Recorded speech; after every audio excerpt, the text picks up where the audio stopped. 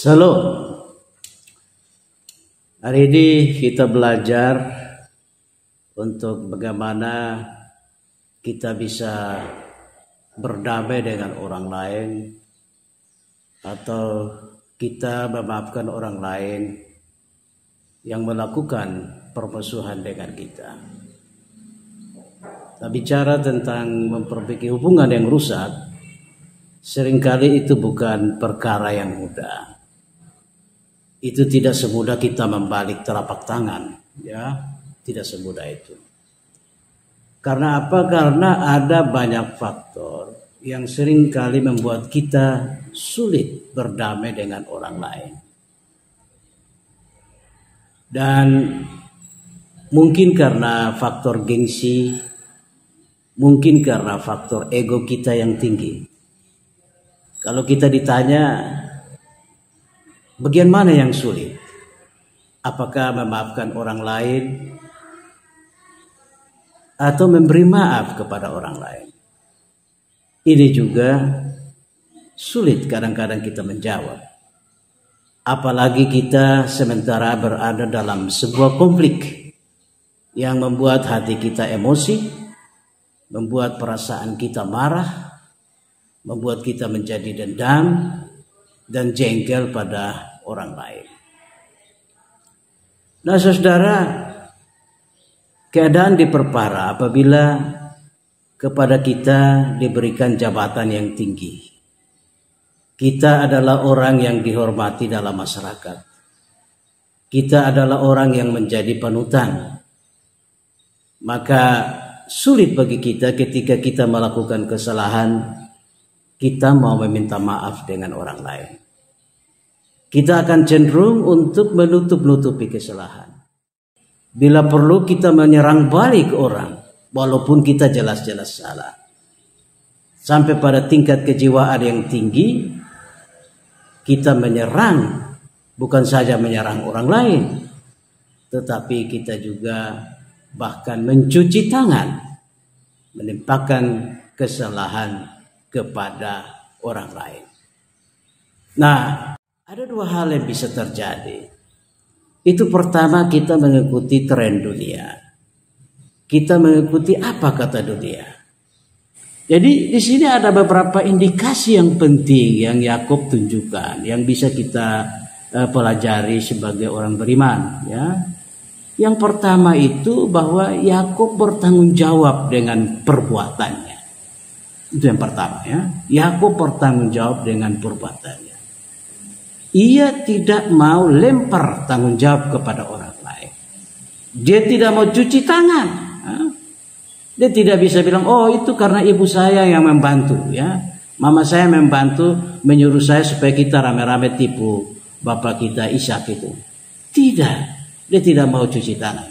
Dia tidak mau lemparkan kesalahan pada ibunya.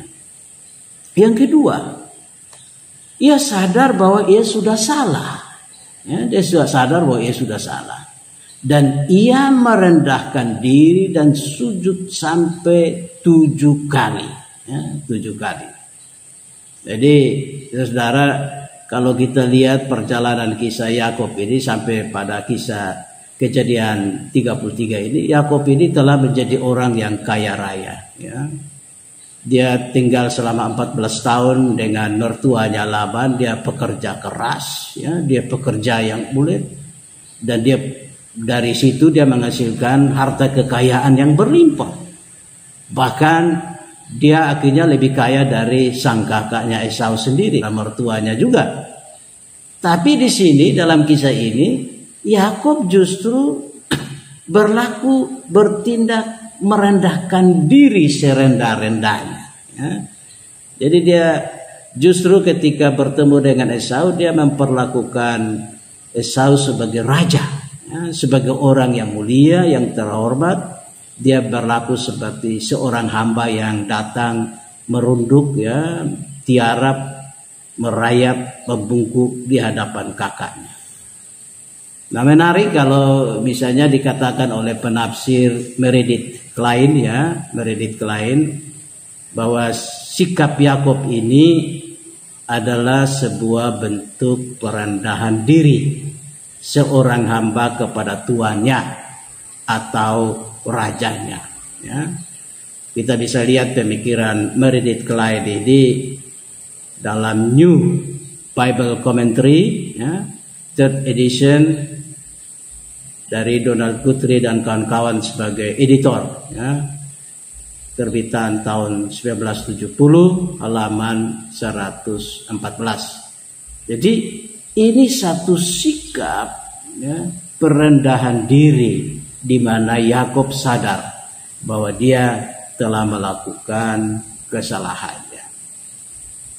Tapi juga ada satu sikap lain, dasar lain di mana Yakub bisa menghentikan konflik ini, dan ini yang kita bisa belajar dari Alkitab, yaitu Yakub tidak bertindak di atas nama pemikirannya sendiri, mengandalkan otaknya, wawasannya sendiri, tidak. Tetapi Yakub mengandalkan Tuhan. Yakub berdoa kepada Tuhan, meminta Tuhan, tolonglah saya supaya saya menemukan jalan untuk berdamai dengan kakak saya yang telah saya tipu, ya, yang saya telah khianati persaudaraan ini. Tuhan tolong, ya. Jadi Yakub bergumul dengan Tuhan. Dia berdoa kepada Tuhan dan bergumul bersama Tuhan, ya, persoalan yang dihadapi. Jadi Kejadian kita bisa banding dengan Kejadian pasal 32 ayat 9 sampai 12. Ya, di situ bagaimana sikap Yakub berdoa kepada Tuhan, bergumul dengan Tuhan untuk supaya permasalahan yang dia hadapi ini bisa selesai. Jadi ini Alkitab mau katakan kepada kita, kalau kita banding dengan fakta kenyataan kita sehari-hari, banyak orang justru kalau sudah salah, dia bukannya mengalah, merendahkan diri, tapi bersikap tinggi hati dan arogan. Dan arogansi ini memicu pada sikap lain, yaitu mempersalahkan orang lain. Tidak bercermin pada dirinya, tidak melihat andil buruk yang diciptakan, yang sehingga konflik ini bisa tercipta. Jadi seringkali konflik bukannya berkurang, tapi konflik justru bertambah. Kalau seumpama konflik itu adalah api yang kecil, sikap-sikap arogansi kita, sikap-sikap egoisme kita, itu seperti bensin yang menyiram kembali api yang mengecil ini, membesar. Semakin kita arogan, semakin kita tinggi hati, apinya makin besar, ya, konflik makin besar dalam sebuah persoalan. Jadi di sini kita lihat bagaimana sikap Yakub ini justru mendorong Esau akhirnya melupakan dendamnya, ya. Jadi kita lihat dalam kisah itu bagaimana Esau datang dengan 400 pasukan, ya, laki-laki yang kuat, ya. Jadi seolah-olah Esau datang siap berperang dengan adiknya Yakub, ya, yang datang dengan istri dan anak-anaknya, ya. Dan tapi karena sikap Yakub yang merendahkan diri ini justru membuat lunak hati Esau. Padahal dia sudah siap berperang dengan 400 pasukan ini. Dia melunak dan justru dia sendiri yang berlari menyongsong adiknya. Ya, dia tidak lagi takut bahaya. Jangan-jangan adiknya Yakub akan tusuk dia, membunuh dia.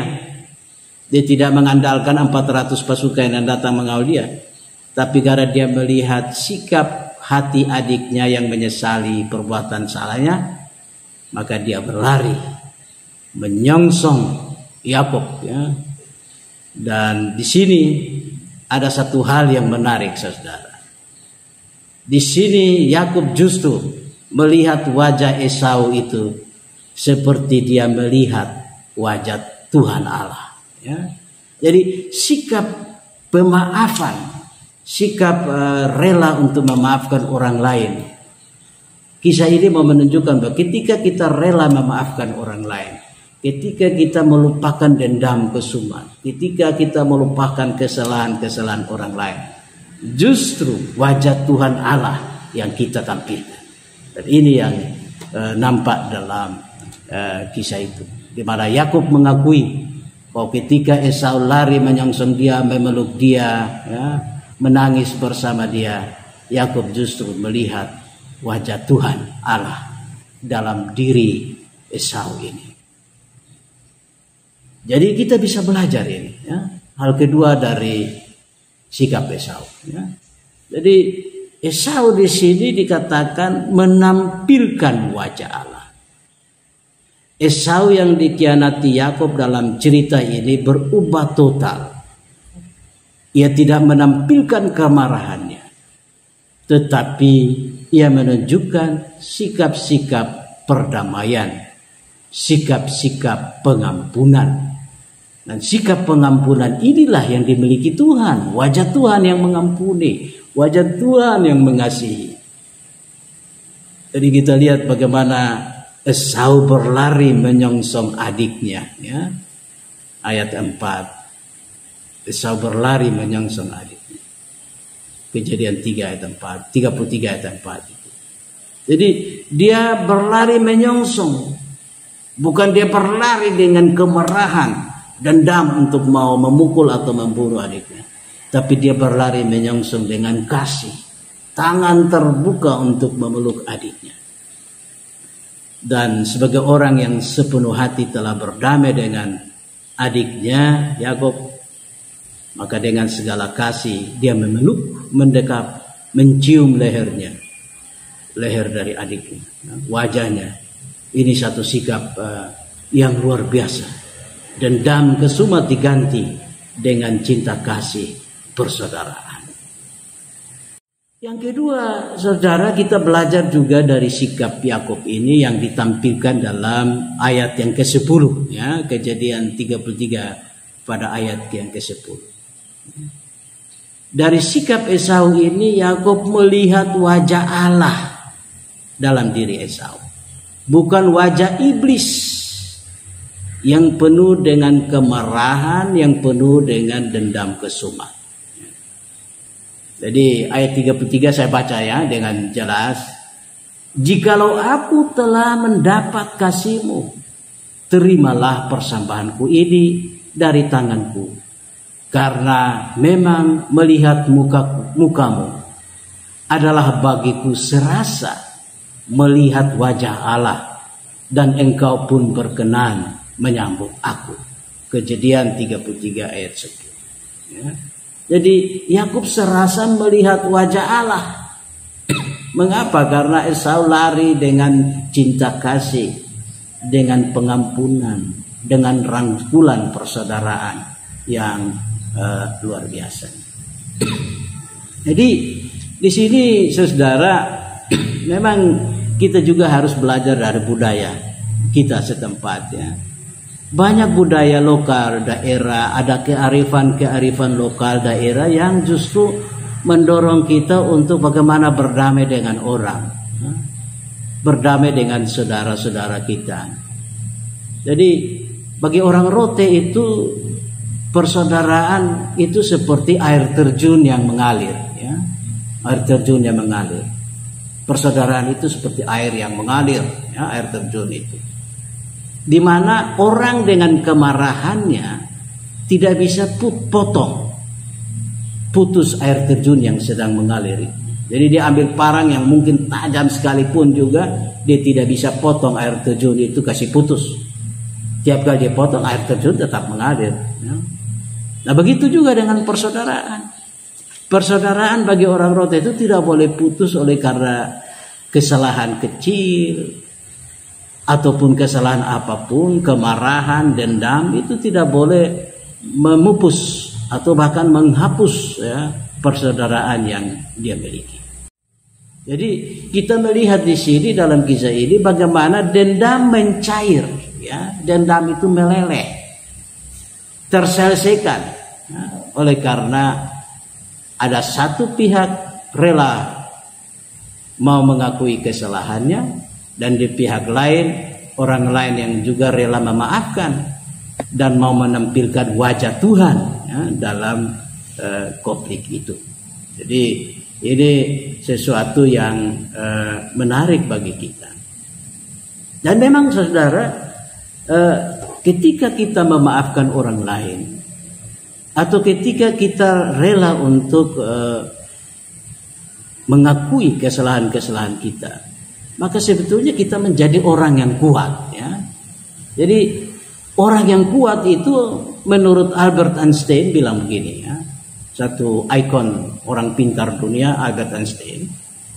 Orang lemah itu menurut Einstein itu dia suka membalas dendam. Orang lemah membalas dendam. Tapi orang kuat selalu memaafkan. Orang cerdas ya, orang punya otak melupakan kesalahan. Saya kutip ulang ya. Orang lemah membalas dendam, orang kuat memaafkan, orang cerdas melupakan kesalahan. Nah ini kutipan saya dari Albert Einstein. Mari karena itu maka kita selalu harus saling mengampuni, harus saling memaafkan. Karena kita telah diampuni oleh Tuhan dalam diri Yesus. Semoga hal ini, pembelajaran dari Alkitab ini menolong kita. Shalom.